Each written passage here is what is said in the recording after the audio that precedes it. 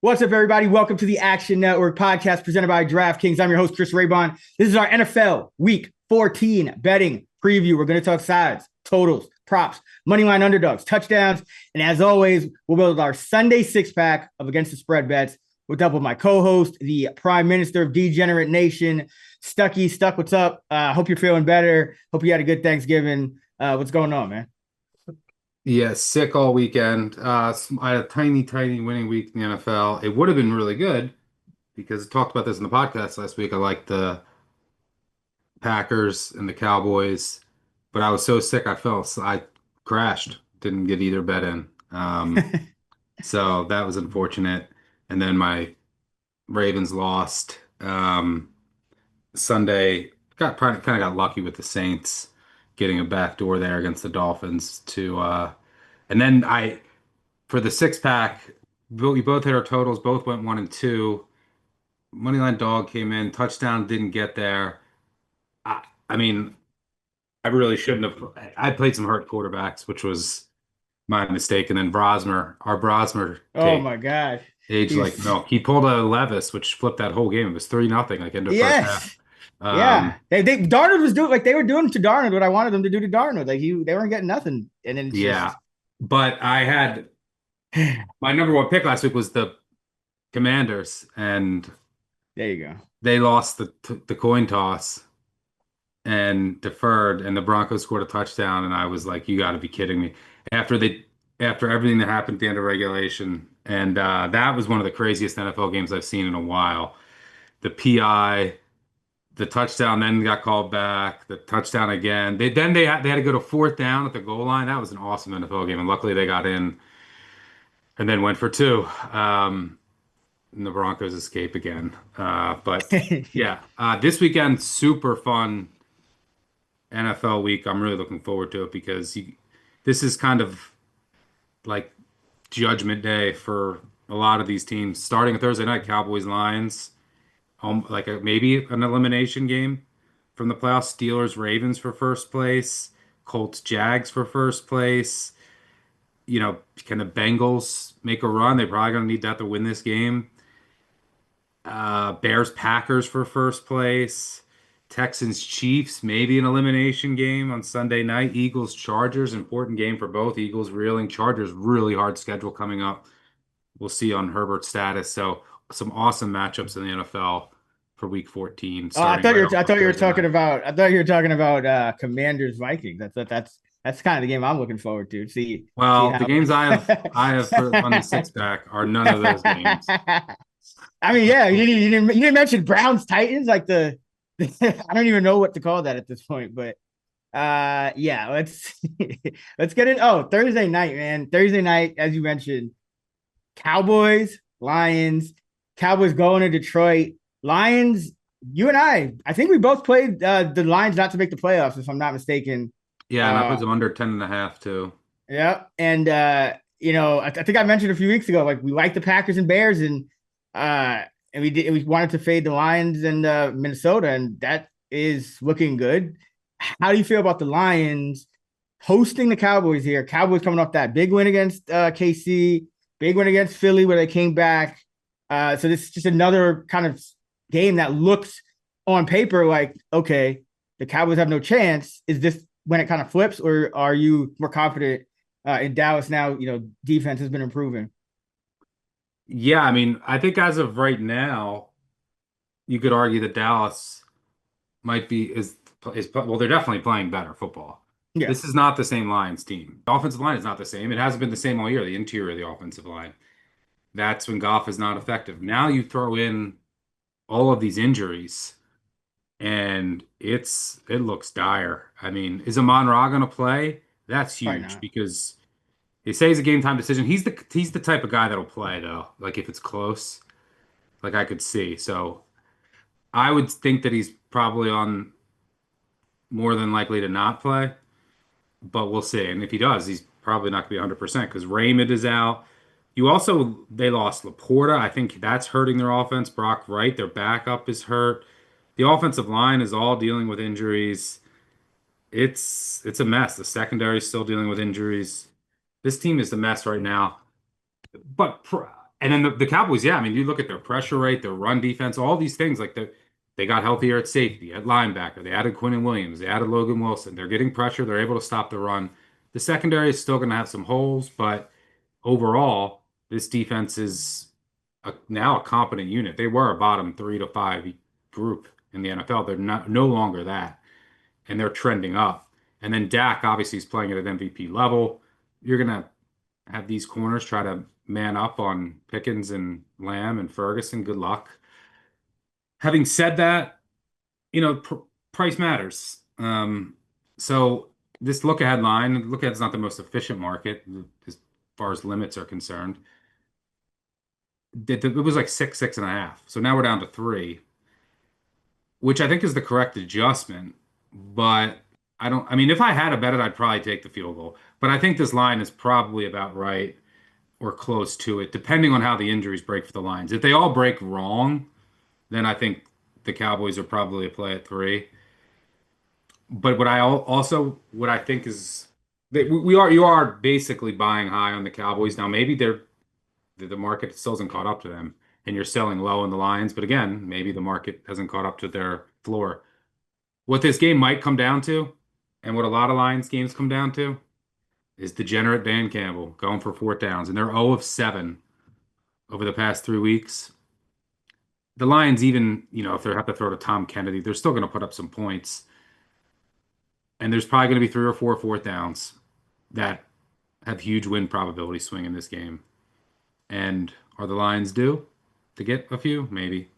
But at 3, I don't know. I think it's probably the right number. So not rushing to bet it. Will be rooting for the Cowboys for my Lions win total under. It's funny with the Packers Bears, which we'll talk about. I bought in on all the Bears regular season upside. So I have them over win total to make the playoffs, to win the division, and to make the playoffs and over win total look good.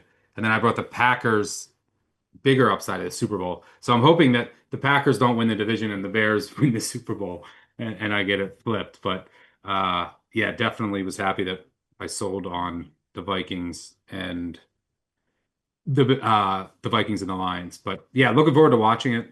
Cowboys are playing really well, and if they win this game and the Eagles go down against the Chargers on Monday, the division could get interesting. So huge game for both teams in the NFC playoff race. But I don't know. As of right now, I'm not like running to bet 3 with the Cowboys, Yeah. but I'm definitely not betting the Lions. I would consider the under. I don't like betting Thursday nights, but this is a great game. But looking at that total at 54.5, if the market is underrating the Cowboys, what are they underrating? Their defense. If the market is overrating the Lions, what are they overrating? Their offense. So this total, when you get above 54, like 51 is one thing, and then 54, now you essentially need them to like tie at 27, in regulation, which could happen, but it is, you're asking for a lot. And like you said, Dan Campbell has kind of tried to take this thing by the ears. Gotta give him credit, but his aggressiveness is not paying off. So I wonder, it's not a short week. It's, they played Thursday, but I do wonder if, national TV primetime again, but big game. Maybe he feels like he's costed his team. Maybe he's a little more, conservative. And then the Cowboys, they're still going to kick field goals that, from deep. So, I think you could get way under this if this kind of breaks right. Because you could also get like long drives, they might have to kind of baby Goff up and down the field now. You're not going to have much of an offense for the Lions, especially if Amon-Ra is out. So you might have to use J-Mo as like a real receiver and not just like a deep threat. So yeah, I'd probably look at the under. But I agree. I think you got to go up.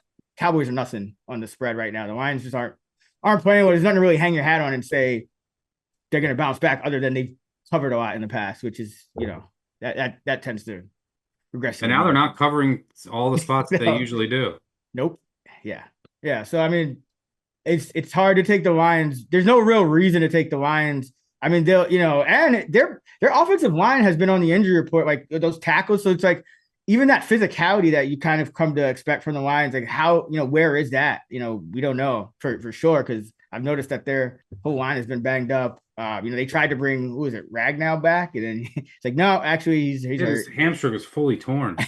Like, I don't know what went on there. But they had announced it. Like that tells me that something's up. Like they're not feeling good about the team internally. I think even for Campbell to take over the play calling. So yeah, I think something could be amiss. It feels like Philly a little bit. It's like whether they win or lose, you can see it. The eye test doesn't lie. You could see something's off with them.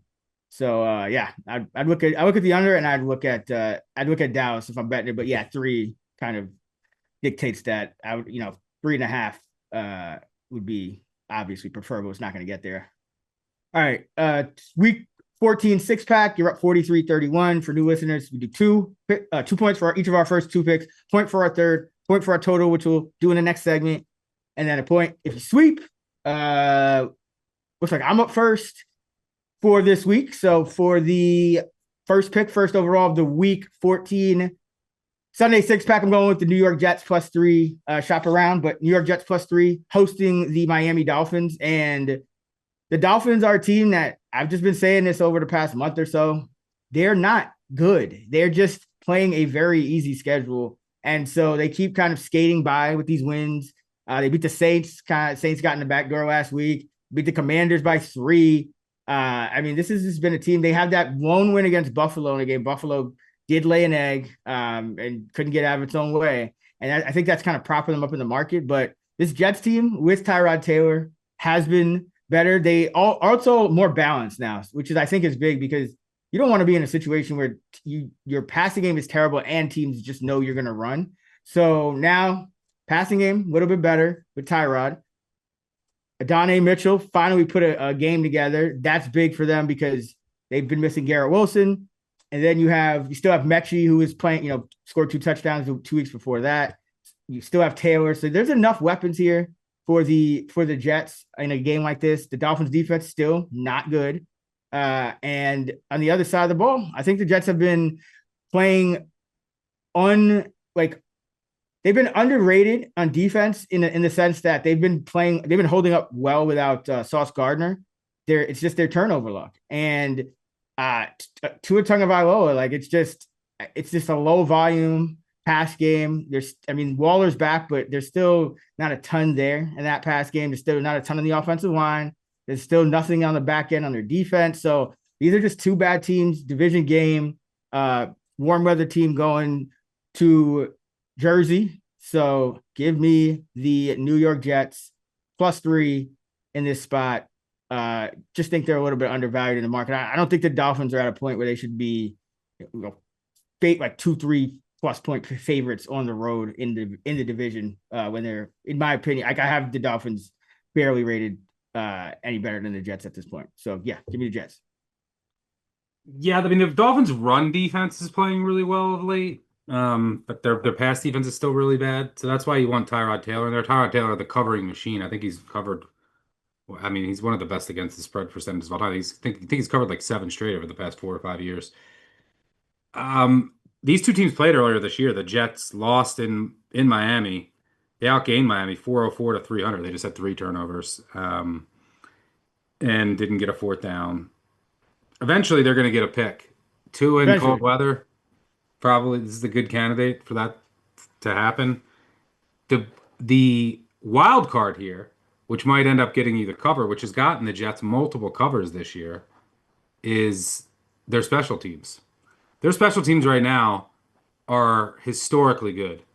If you just compare to other special teams units over the past 30 years, I would imagine they're number 1 DVOA in special teams and maybe one of the best ever as of right now. You think about it. The Bucks, they blocked that field goal, returned it.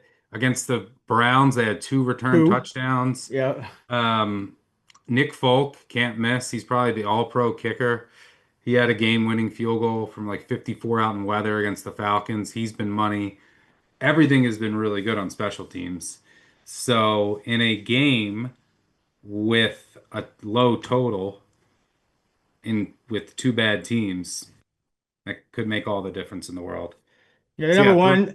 They're number 1 with a plus 11.3%. So Miami who's very good on special teams itself. They're plus 4.3%. They're number 4, and the Jets are still more than twice as good as them. It's just nuts. Yeah, Jets have been dominant on special teams. That interception's coming. which Yeah. they had an interception and some special teams play. Yeah, I don't blame you for taking the three, but haven't got involved yet myself. But for my first pick in the second overall, the Week 14 Sunday six pack, I'm going with the Atlanta Falcons plus 7.5 at home against the Seattle Seahawks. There's a 7.5 minus 120 out there as we're recording this. I'm fine with that. I'm also fine with a seven. Now, Drake London's status is major here. He didn't practice today. They said he doesn't even have to practice. If he's good to go on Sunday, he'll play. If he doesn't play, I imagine this might get back to 7.5. If he does, it might go down to 6.5. So play that as you will. You might want to take some 7.5, and then add or don't add based on his status, because obviously he's one of the best receivers in the NFL. Falcons don't have a great receiving core. Well, why do I like this as my favorite bet of the weekend? Well, number one, I make it under a touchdown. So number matters the most. The Falcons also, I'm buying low here on Atlanta. I mean, they're 1-4 over their past 5 games with a +1 point differential. And they've only played one game at home over their last five. Over their past 5 games, they're 1-4. They've only trailed in one of the games with 1 second to go, and that was by one in New England. And again, they could have easily won if not for a missed extra point. They could have beat the Colts on a neutral field. They should have beat the Jets last week. They beat them statistically, just special teams cost them. They blew a big lead versus the Panthers. And they blew out the Saints. This is a team that has 5 of their losses this year are by 3 or less or in overtime. They've been close. They've had a couple blowouts. That's always a risk. But I will say Kirk Cousins is playing better the past 2 weeks. He looked horrendous when we first saw him, and maybe that was just his age and there's rust. But he's playing better, and he gives the Falcons a higher floor than Penix. I mean, if you just go by PFF grade, I mean, Penix is like 37th, I believe, out of 42 quarterbacks. Cousins is 20th. But Penix will have these games that are just horrid, beyond horrid. And I think that you don't have as much of a risk with that with Cousins, which I like. But here's some other things that I do like. You're going to see a lot of heavy personnel from the Seahawks. Falcons on the surface, not great against heavy personnel, but the difference with Divine Diablo in the lineup versus without is, it's 3 yards per play. Because obviously you go from Divine Diablo, is one of the most underrated linebackers in the league, to one of the worst in Bertrand. That is just a massive, massive difference. So they're a little better against heavy personnel. They still struggle against the run, but this Seahawks offense is not great at running the ball. I mean, they're 25th in success rate, 23rd in rush EPA. And Sam Darnold quietly has been pretty poor over the past month. 4 big time throws, 9 turnover-worthy plays, 3 touchdowns, 5 interceptions. He is still very sensitive to pressure.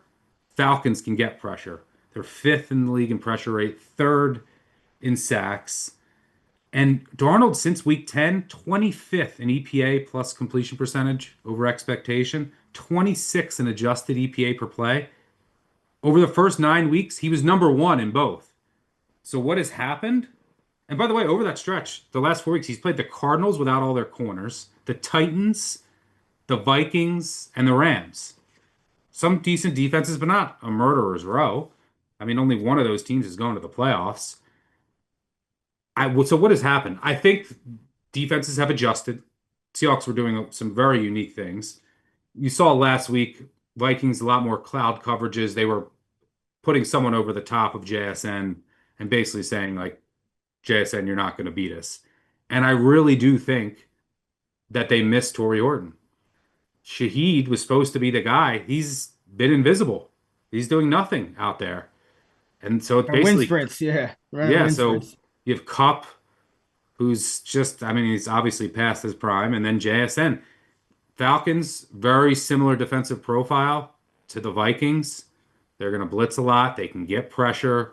They're going to play a lot of different zones. I imagine they're going to help over on JSN and say, throw it to Cup, throw it to Shaheed, and if they beat us, fine. So this offense is just not the same. There's injuries on the interior of the offensive line that I think the Falcons can take advantage of. And Atlanta generally does a good job of taking away explosive passing plays. And if you look, I think this is also the top of the market. So buying low a little bit on the Falcons, potential for London to be back. I'm also selling high on the Seahawks. I think this is the peak of the market on Seattle. Coming off of a shutout win, and for what it's worth, road teams off of a home shutout, 17-35-1 against the spread, 32.7% since 2003. And the Seahawks are 9-3 against the spread. They've been covering machines. Another reason why they might be at the top of the market. They're also only 1-3 against teams currently in the playoffs. They're 8-0 against teams that are not. So they've beat up on a pretty favorable schedule. I do love the defense, but they haven't really faced many elite backs like Bijan and an elite, Falcons offensive line that still is really good. So, yeah, I think that they can handle that Seattle pressure. I just think this is too many points. It's a decent spot. Cousins going to be getting rid of the ball quick. Hopefully, London is in there. But I think that they can give Darnold some of the same issues that the Minnesota defense did. And before Brosmer threw that pass on 4th and goal, I mean, they were going in to go up 7-3 at the end of the first half. Pick six, turns it into 10-0, game slips away. Remember the Cardinals game? They get 2 strip touchdowns and then that game just goes away. That's masked some of the offensive issues that have occurred over the past month. I think the Falcons can exploit those. So give me Atlanta plus 7.5 at home. Yeah, they're definitely like, and this is, Darnold kind of collapsed down the stretch last year. So I'm kind of watching Seattle close too, just for that. Because I have noticed Darnold playing not as well. And some of it, against the Rams, I don't really knock them because they've just had his number. So that's the team that I'm like, all right. And then the Vikings, like, okay, they're familiar. So if this Falcons defense can kind of do something. But what can the Falcons, Rams, and Vikings, all teams that can get pressure at elite level. And they're all friends. Like all their coaches are essentially like friends with each other. So it's like, yeah, I'm watching them close because this Seattle team is, they're a bit of a juggernaut on paper. But last month of the season, going into January playoffs, should be some good spots to fade them if they keep this up. So they could win this game without covering too, which could mask some things. So yeah, looking at that. Yeah, I mean the only playoff team, the only team that they beat is the Jags. The other playoff teams they played, the Niners, they lost 17-13 at home. The Bucks. I mean, the Bucks offense has been in the tank for 2 months. Baker Mayfield looked like a god in that game. And then the Rams. Look, the defense is elite. Don't get me wrong. They can get pressure without blitzing. But I think that they just overall, this team is probably at the peak of the market and maybe a little bit overrated. And Darnold, he's going to take some sacks here. It's going to kill some drives. I think the Falcons can keep it close. Where are you going next?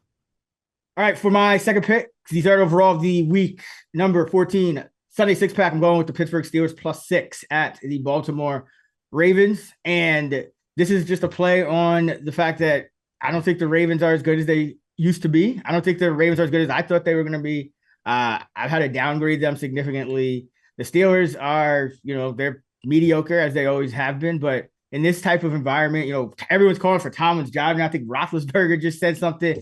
I expect Pittsburgh to show up, and it's a division game. And you're talking about a 6-point spread now for a Ravens team that really, I know they had, likely had the issue with the fumble at the goal line and whatnot. But even so, I mean, you shouldn't be just scoring like 21 against Cincinnati if you're Baltimore. I mean, that I think, there's significant issues here. There's still red zone issues. Pittsburgh, they're gonna go with their heavy tight end sets and against Pittsburgh. So that's not great for Pittsburgh in one sense because that's kind of what they've been attacked with. But on the other sense, you're talking about a game with a total of 43, outdoors, cold weather kind of environment. So you want the total to be low. And when you see a lot of heavy personnel, which both teams play, that's going to keep the score down. So I'm getting 6 points in a division game with a total that's probably going to close under 43.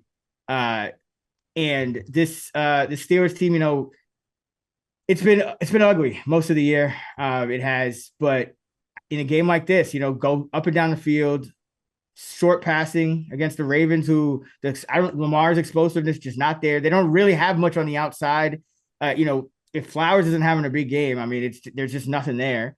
So, and then for Baltimore doesn't get the greatest of pressure. So, Pittsburgh's been kind of using that 6 offensive lineman, and then Jones got hurt, and then they went to Buffalo and did nothing. But I think they're just going to kind of protect, play heavy, and it's just going to be a low scoring game.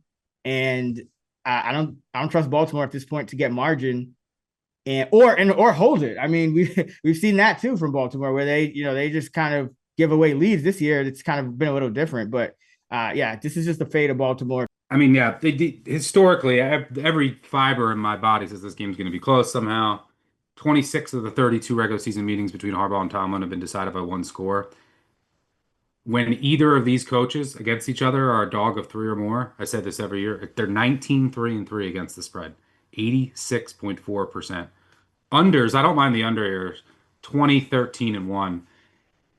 The Steelers' offense, I think, is done. I mean, Rodgers is at minus 13.6 completion percentage over expectation since week 10, dead last among 38 quarterbacks. I mean, behind like Gabriel and Sanders, even with a small ADOT.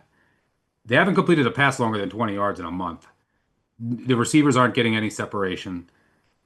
Rodgers now, they have to go and shotgun the entire game. He has no ball control. It's a disaster. I don't know how their offense gets fixed. Now, the Ravens' offense is also broken.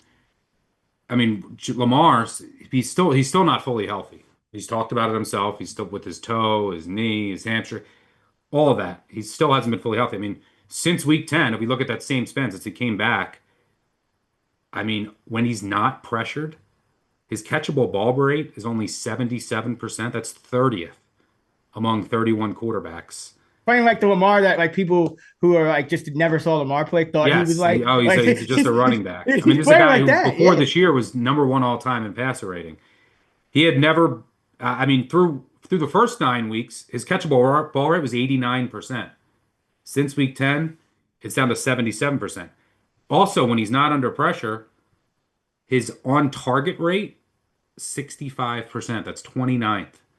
Only Cam Ward and Jameis have been worse among qualified quarterbacks. He's never finished.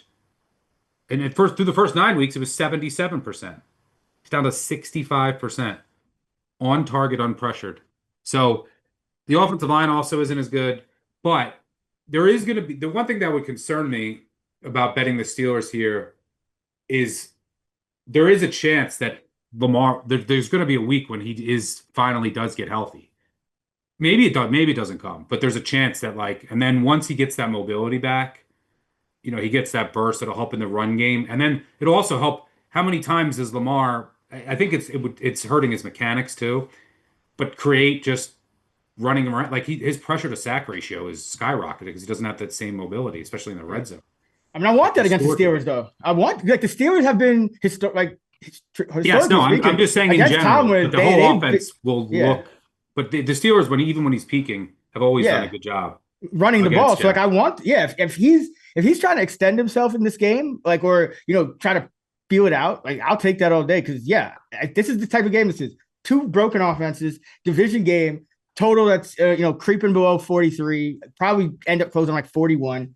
And you're getting a 6-point number. That's so. I just don't trust the Ravens to win by margin. I'm not saying that they're still the better team somehow. This division has just gotten into shit from what we expected coming into the year. But I'm talking for more upside, but for the rest of the season.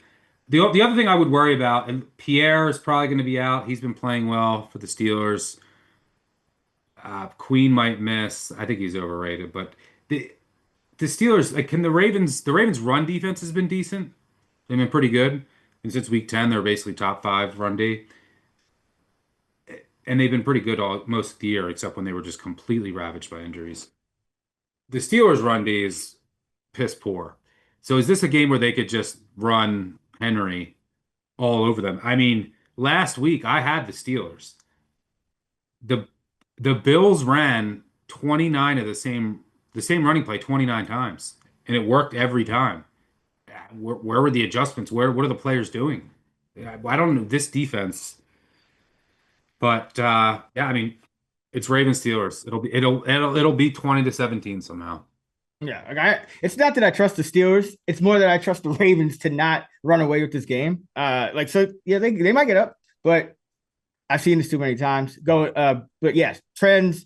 I mean, you mentioned a bunch of them, but yeah, the dog in the Pittsburgh Baltimore Tomlin versus Harbaugh Bowl overall, just the dog, regardless of the spread, 24-7 against the spread, 77%. If you just bet the dog every single time in this matchup, you would have a 45% ROI. So I'll just leave it at that. We'll get to the second half of the six pack, but before we continue, just a reminder: you could tail some of the bets we discussed in today's show by finding the quick slip links in the podcast and video description. You can also go to actionnetwork.com/bet now to find those quick slips, or even better, sign up for Action Pro. Action Pro users get real-time alerts as soon as experts like Stuckey, Brendan Anderson, myself track picks in the Action app. You'll also get real-time money percentages to see where the smart money is flowing, and access to our NFL player prop projections powered by Sean Kerner and the predictive analytics team. Just go to actionnetwork.com/pro to get started and use promo code POD20 for $20 off an annual subscription. That's POD20 for 20 off. The rest of our Sunday six pack is coming up, but first I'll throw it to myself for a quick word from our sponsor. The Action Network podcast is sponsored by DraftKings, and in partnership with DraftKings, our listeners get a great offer. Right now, new customers can bet $5 and get $200 in bonus bets. That's right. New customers turn $5 into $200 if your bet wins, paid instantly in bonus bets. If sports betting is not yet available in your state, don't worry. You can still join in on all the fun with DraftKings daily fantasy sports and have the shot to win cash prizes. To get started, use promo code Action Network when signing up. Again, use code Action Network when signing up with DraftKings to get on board. The crown is yours. All right, Stuck. So we just had the Falcons and the Jets, Falcons, Steelers. So we're like fully in the ugly part of the season, the ugly part of the six pack. Where are you going with your second pick? Oh no, I mean Ravens Steelers at least is a high leverage rivalry game. We haven't gotten ugly yet. By the way, I will mention that the Ravens they cannot get pressure, which is going to help Rodgers here. I mean they're I think 29th in the league since week 9, but bottom tier. Just since they lost Matabuke, it's been really bad. But for my second pick and the fourth overall of the Week 14 Sunday six pack, I am going with the Las Vegas Raiders plus 7.5 against the Denver Broncos. I'll make this short and sweet. This is disgusting. I I get it, but this is just a numbers play. I make this closer to 6. I'm getting over a touchdown. I'm going to take the Raiders. Fate of Bo Nix. I mean, this is Bo Nix. Yes, he's had some good moments against some historically bad defenses, and then in the fourth quarter, he's still too inaccurate. Over the first 3 quarters of games, his success rate is basically the same as Geno Smith's for the full season. The Broncos, this is a plus luck ranking game, by the way. The Broncos, their games away from home this year, lost by 1 to the Colts, lost by 3 to the Chargers, beat the Eagles after a crazy comeback by 4, beat the Jets by 2 on a neutral field when they had -10 passing yards, and they had Justin Fields starting, beat the Texans with Davis Mills on a crazy comeback by 3, and then beat Washington on a failed 2-point conversion by 1 in overtime. They have yet to win away from home in 6 tries by more than 4 points. They're 4-2 with a plus 6 point differential, 4 wins by 4 or less, and 2 losses. We talked about the Ravens pressure rate. Do we have to start talking about the Broncos pressure rate? Since week 9, 27th in the NFL in pressure rate. Are they trying to my thought with that, because I did notice that that was around the time Surtain went down, right? But last week they had a 15% pressure rate. Yeah, So they couldn't get pressure on Josh Connerly, which is very bizarre. I don't know. The other thing is here is the Raiders' offensive line is abysmal. They made some changes. They started a rookie last week at guard. They moved Kappa to center. it's still horrendous. And Geno Smith's probably going to take a bunch of sacks here. But the Broncos were on the field for 100 snaps last week. They were gassed at the end of that game. They traveled to Washington, now traveled to Vegas. And, there were some decent things that the Raiders did differently under Greg Olson, the new play caller. They went under center a little bit more. It was still awful. But maybe we see a little bit more of improvement this week. The first meeting was 10-7 with It's the Raiders coming off an overtime game where it's they were on it's, the field for 90 snaps on a short week. yeah, So it's now about the they give D. over a touchdown at home. It's about their Don't D. care about this game. Yeah. Home divisional dog. By the way, home divisional dog is more than a touchdown, 56.5% historically. When the total's below 42, 21-9 against the spread since 2003, 70%, covering by about a touchdown per game. So yeah, Broncos might be a little fat and happy here. Tough schedule coming up after the Raiders game. Bo Nix against zone. Bo Nix against Bo zone. Nix against zone. That's The all it Raiders is. That's defense it. will That's make it. them work, and That's like it. it's just too many points. So Yeah. yeah, it's disgusting. I get it. But I'm taking the Raiders. Yeah, no, this was gonna be my third if you didn't take it. This is a I think this is a good pick. It's just, for me, it's Nick just Bo Kiffin Nix against approved zone. luck rankings, by the way. It's Yeah. the best A plus, which are like 62% historically. Yeah, let's not talk about the Giants there last on Monday night. But yeah, it's Bo Nix against zone, and I circle all those matchups because now we're what 13 weeks into the season. Raiders playing zone at one of the highest rates in the league, probably ever. I mean, it's consistently 80% plus zone team. They just like to sit back and make you drive the field. That's what the Broncos are going to struggle at. And on the other side, it's going to be a low scoring game because the Broncos defense is good, but that's going to kind of constrict the game, and you're getting 7.5 points. So Yeah, the only they could get ugly. Look, I get it. It could end up being like the Browns. I mean, the Browns blew out the Raiders, and the Raiders are just like playing a lot more young guys. Like they played 10 rookies last week. Like good. They should. I know, but I'm saying like it just adds more variance. Like they Yeah. played Porter on the outside at corner. Uh, what's his name? Chin's doing a good job in the slot, but they played a rookie guard. They played Greedy Vance some. So Oh like my God. Yeah. Yeah. so you're seeing a lot more young faces. They got to see what they have. So hopefully Bowers has a big game. Get Genty some throws in the back. But this is just the fate of Bo Nix is a big favorite. So yeah, Yeah. give me the Raiders. I agree. Back, I'm going with the Jaguars plus 1.5 at home against the Colts.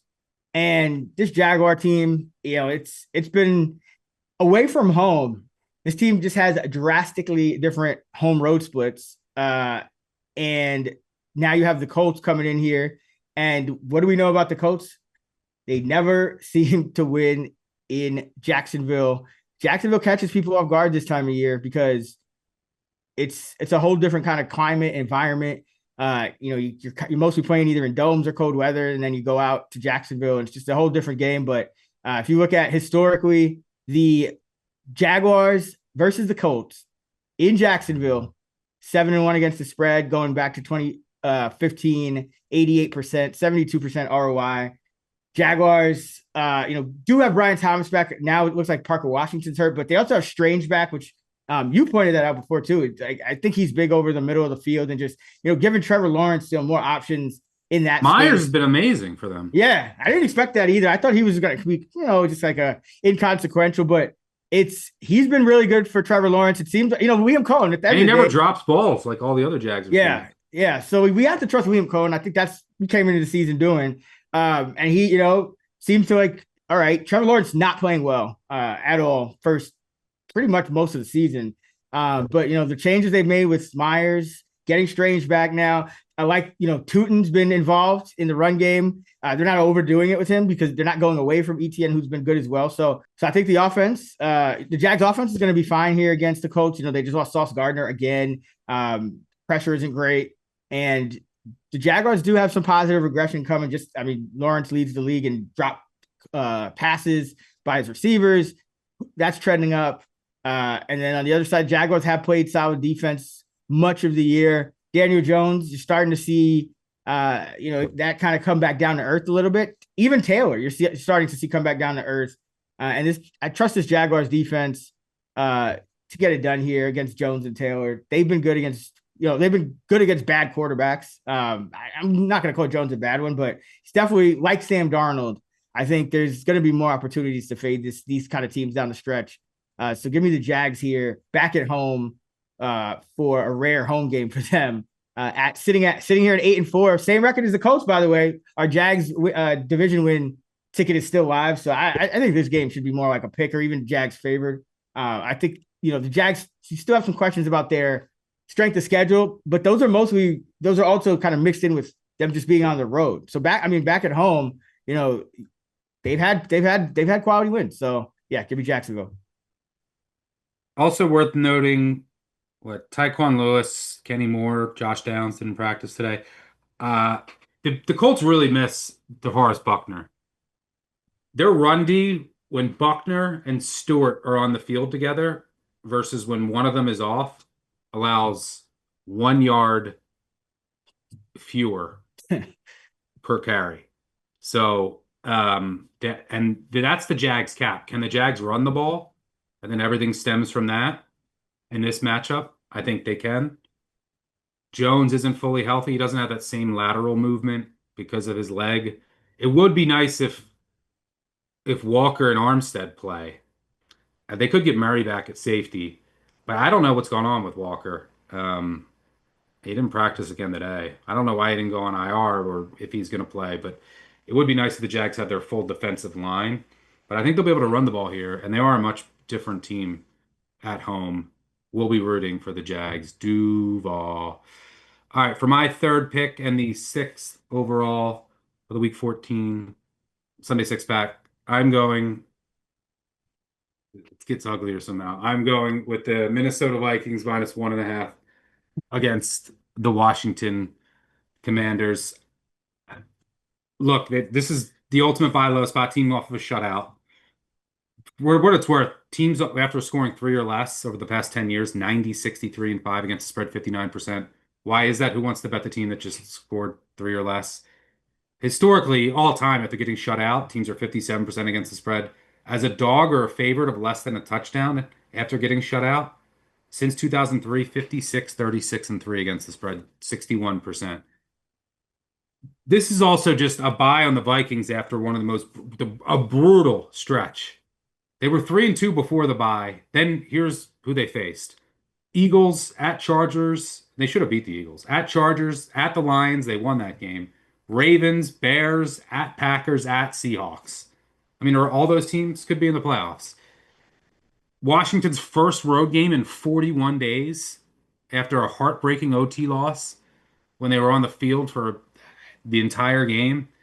Washington will get no pressure on McCarthy. Can he hit a wide open throw? I don't know. Maybe not. Hopefully he can. I do think that their defense will be the best. The Vikings defense will be the best unit on the field. This is still, look, Dan Quinn has made the defense serviceable, right? He's playing more zone. They're more functional. It's not a complete disaster, but it's still not a great defense. It's void of talent, and they can't get any pressure. You saw Bo Nix just go down the field in 80 yards in like 4 plays, like it was nothing. And I think Daniels might play here, and I'm fine with that. After this long break, and there might be a lot of rust, he holds on to the ball longer. He's struggled much more against the blitz than Mariota this year. And by the way, they had the same number of snaps. Mariota's numbers are much better than Daniels this year. Not saying that Mariota's a better quarterback, but Daniels is just having a sophomore slump type year. He's never gotten the timing right with his receivers, all the injuries. So I think it could be a mess if he comes back against this defense. A hard place to play. So yeah, betting JJ McCarthy is a favorite. What could possibly go wrong? A lot. But I think this is the bottom of the market on the Vikings, and I think it's a good spot to back them. Give me Minnesota -1.5. Yeah, it's tough to get there. I mean, You this played Vikings. Brosmer last week. I know. You can't talk. I know. I'm not saying I'm against it. I'm saying it's just tough to get there. It's like it's Minnesota. It's you That's try to that hang feeling. No one wants to Yeah, bet the Vikings yeah, this week. That's why I'm telling you. yeah. It was going to be 7-3 in Seattle with a minute to go in the first half. This is a team that still won at Detroit. Should have beat the Eagles at home. McCarthy, I know his mechanical issues. He might just miss every throw. I get it. Yeah. But I'm taking the Uh, Vikings. oh man, this is the ugly. This is the ugly six pack that we needed. Let's see. We got I so we've got got Cousins, Geno, and McCarthy. yeah. That's actually worse than I thought somehow. Like I mean, yeah, I mean, I got Tyrod, Rogers, and Lawrence, which somehow sounds like so much better than yours. Which means I'm gonna go 0-3. But yeah, no, Oh, that was our six pack. that is Looking disgusting. forward I to see apologize to everybody. it. Happy holidays, guys. If you want to tell these bets, again, look for the quick slip link in the podcast and video descriptions. Make sure to sign up for Action Pro for instant notifications when all of our expert bets are tracked. All right. All right. Now it's time for our favorite totals. Stuck, where you going? All right. Been hot with these. Hopefully keep it going. What did I have last week? Oh, Panthers Rams. That was Yeah, that was over in like the breezy, first quarter. a breezy over. Let's go back to the bread and butter. Let's go an under. We're gonna go Chiefs Texans under 42, 41 and a half. It doesn't matter for the contest, but there's 42s out there. 41 and a half at DraftKings right now. That's fine too. By the way, over the past 3 seasons, you know the best under team in the NFL is? Our Chiefs. friend DeBundo would know. Texans 31 and 15, 67.4% to the under. You know the next best team is the Chiefs, 30 and 16, 65.2% to the under. And at home, the Chiefs are under machines, 17 and 6.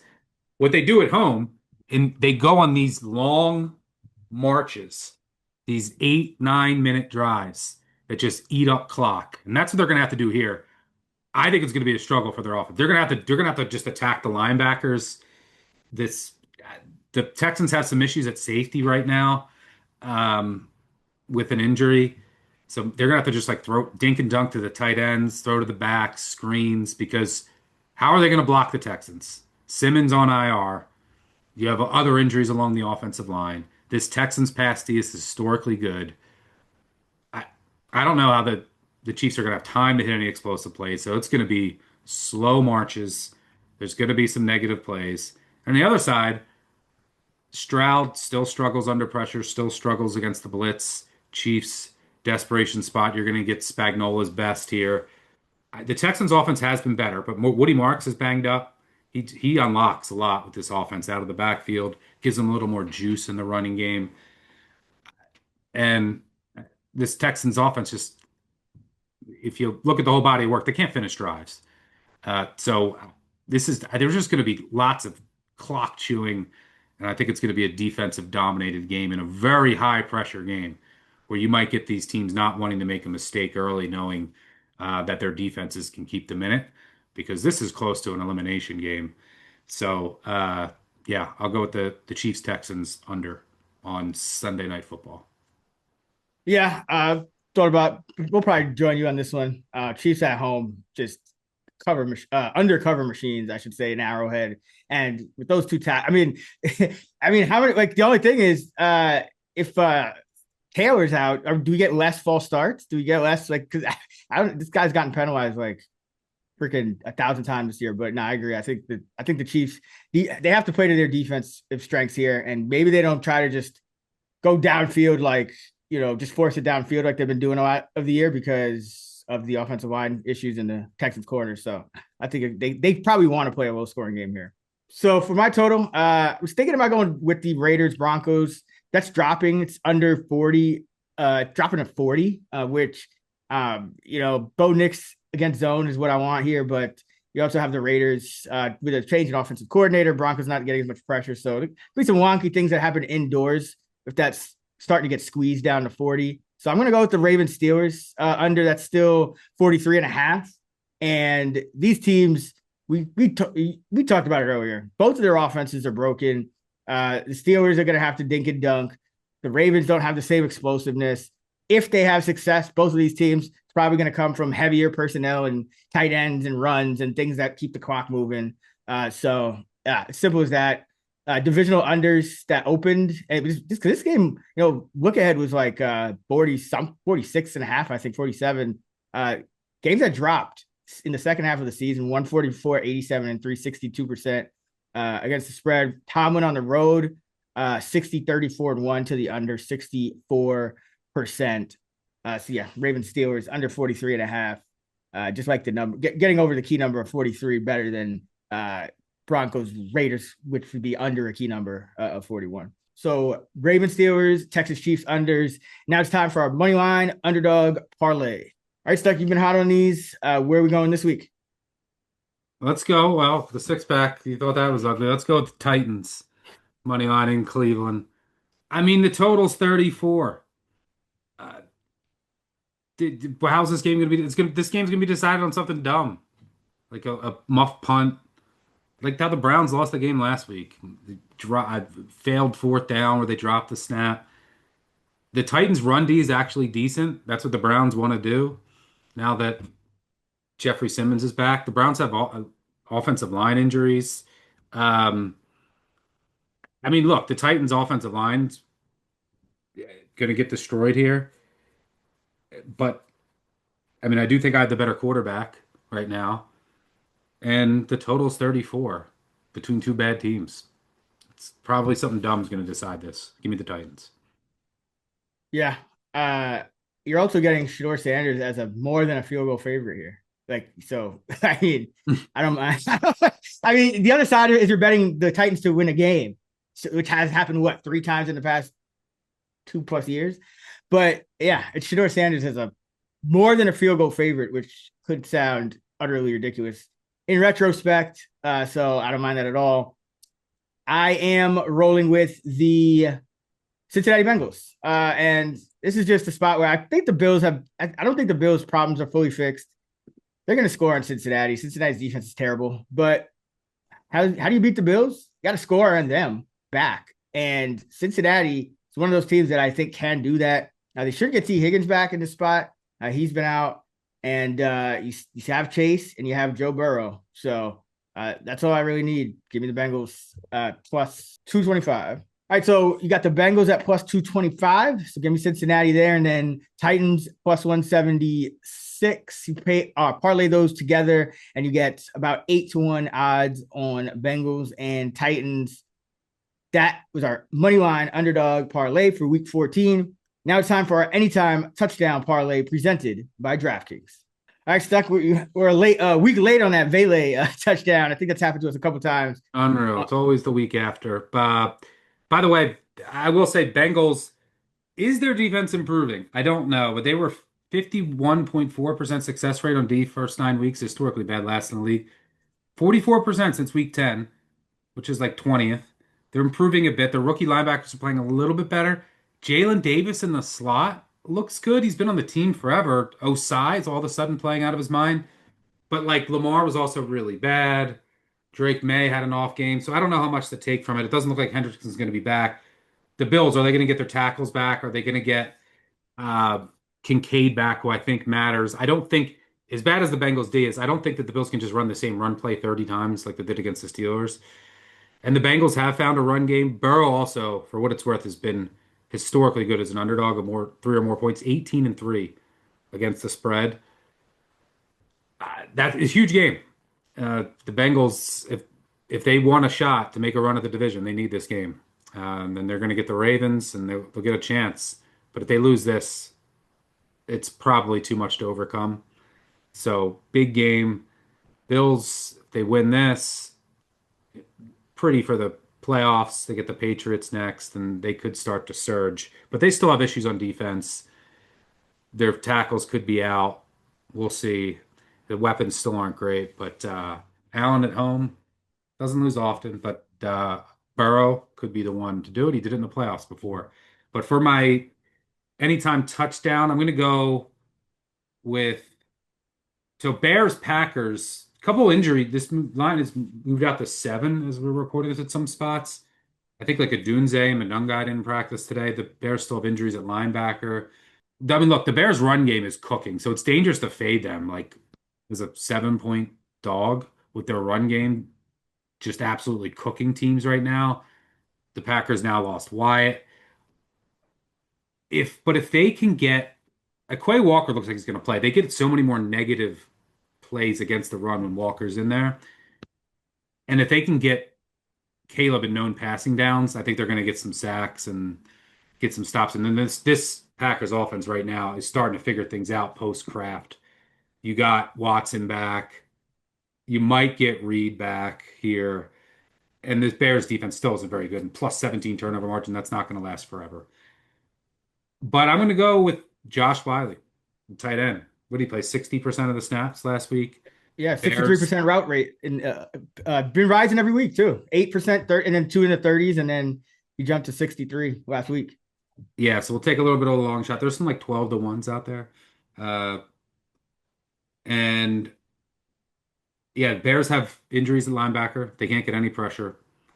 And So Wiley's not out there to block. Like if he's out there, it's to yeah, run routes because he's yeah, not like that's why he's got cut from the Titans of all teams because he just unwilling or just and not a good blocker. You've seen guys like that, but if you're in the right situation, which yeah, I agree. I like yeah. this one. So there's I a like lot it. of variance. Like he could just not. He could only play Yeah, like it could go back on down to nothing. But right. we'll take a Yeah, shot here. and we've been seeing now, but the thing with him is we've been seeing them kind of searching for the tight ends. I've tried to catch Fitzpatrick in a bottle, and then they've been going back and forth with Musgrave, but Wiley's the guy he's been steadily rising, and he actually did catch a red zone TD I think a couple weeks ago. So he could just be earning more playing time. We'll see how it goes. But now I like that one, especially at long odds. I'm gonna go with guy with a little shorter odds, but a guy who should have at least one touchdown over the stretch that he's been playing, but just kind of been getting a lot of yards in those scores, and that's Michael Wilson. So we'll go with him at plus 200. The Rams have given up 4 touchdowns to wide receivers since week 10. Juwan Jennings got in, Tez Johnson, and then you saw Coker and McMillan last week. So, and the Rams probably going to be playing from ahead, and so you're going to have more wide receivers on the field. And this guy Wilson's just been unreal with Jacoby Brissett. And it looks like Harrison's probably going to be out again. He came back, had the appendix surgery, came back after a couple of weeks, and then only lasted about 3 quarters or so. Went down with a heel injury, and it sounds like they're just going to hold him out. It's not official or anything, but as we record this, he's sounding on the wrong side of questionable. So that should help Wilson because he'll just get more targets. They looked like they were trying a concerted effort to get Harrison involved more early in that game last week against Tampa Bay. But I'm from what I'm hearing, he's going to be out. So give me some Michael Wilson here at 2 to 1 odds. He should have at least one, if not 2 or 3 touchdowns over this last 5-6 game stretch. So you parlay Wiley and Wilson together, and you get 38 to 1 odds. So this is a juicy one. Hopefully we can get it. We can get it home. We've been kind of a little off on the timing with some of these, but we have been hitting. Usually, at least one of us hits per week. So hopefully, we can get it home this time. That was our Anytime Touchdown Parlay presented by DraftKings.